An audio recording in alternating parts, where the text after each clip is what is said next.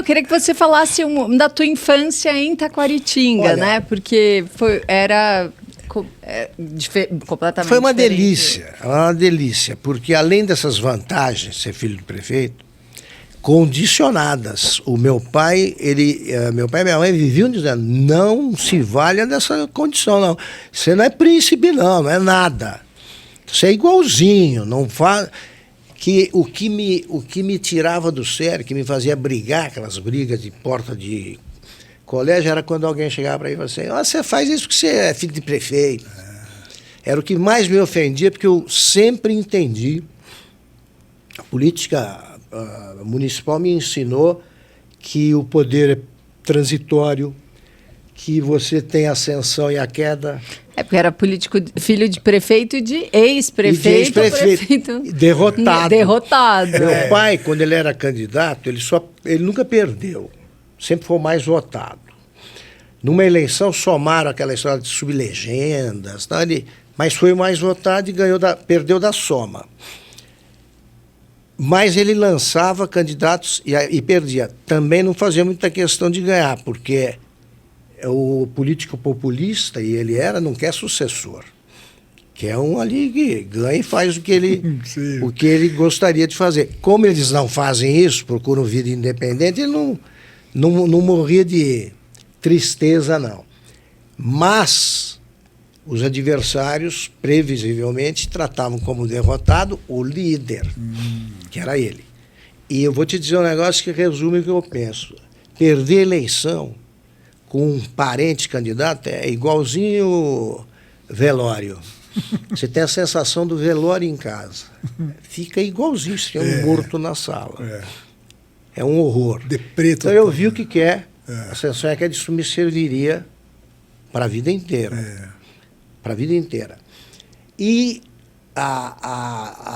eu tinha essas vantagens de filho de prefeito, ia aprendendo, e tive uma infância que me permitia fazer o que meus netos não conseguem fazer hoje. Com 8 anos, 9 anos, eu andava pela cidade inteira sozinho. Eu tive uma irmã que, aos 9 meses, ela aprendeu a assobiar, Patrícia.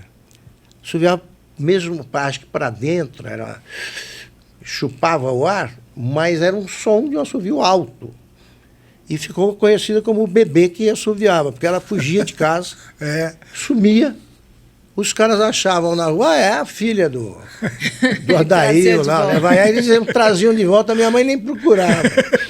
Nem procurava, ela saía para passear. Então, eu andava pela cidade e eu morava a 100 metros do cinema. Depois, adolescente, morei a 100 metros do clube. E também, adolescente, a 100 metros do melhor bar da cidade, que não fechava. Então, eu morei no olho do furacão de uma cidadezinha e fui subitamente me transferir para o olho do furacão no Rio de Janeiro, porque eu fui para o Rio em 68. Nossa. Com 18 anos de idade, eu não fiz cursinho, entrei na Faculdade Nacional de Direito. Era o Caco Livre, o centro acadêmico. Eu me elegi no primeiro ano, terceiro vice-presidente. Prenderam todos os outros aqui, Ibiúna. Eu assumi a presidência e eu falava. Os comícios de Taquaritinga me ensinaram isso também. Eu falava todo dia no refeitório. Imagina que eu era considerado chato pelos caras. Companheiros! Todo dia. Falava. Ninguém prestava atenção. A luta continua. A luta continua. Não, abaixa a ditadura. Eu gritava e tinha que falar abaixo. Então, porque eu sempre fui a comícios. E, inclusive, fui conhecer comícios de adversário. A primeira comício que eu fui, eu pedi para o meu irmão mais velho, que foi o meu farol, né? Esse meu irmão mais velho, ao contrário de nós outros, era impossível brigar com ele. Foi o jeito mais íntegro. e Qual o nome morreu há dele? poucos anos, Flávio. Ele foi promotor. Promotor que queria pedir absolvição por falta de prova. Sei.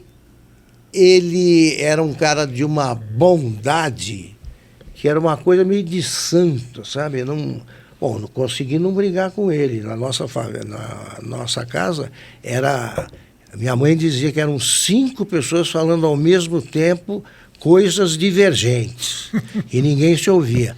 Com o meu irmão, o Tato, que foi prefeito, Antônio Carlos Tato,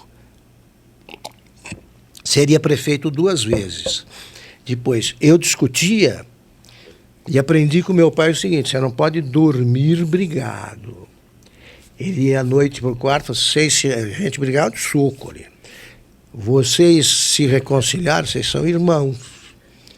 E aí a gente se abraçava, tal. É assim.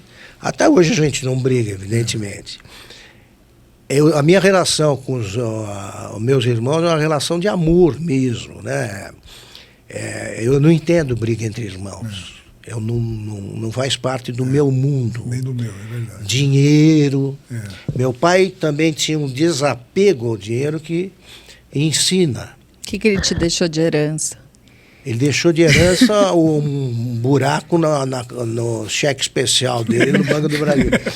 Ele chegava toda noite, quando o Flávio trabalhava no Banco do Brasil, com 18 anos, e meu pai chegava toda noite, o espetáculo se repetia. Estavam nós 3 num quarto, eu e meus irmãos. A diferença de um para outro é uma escada de 4 anos.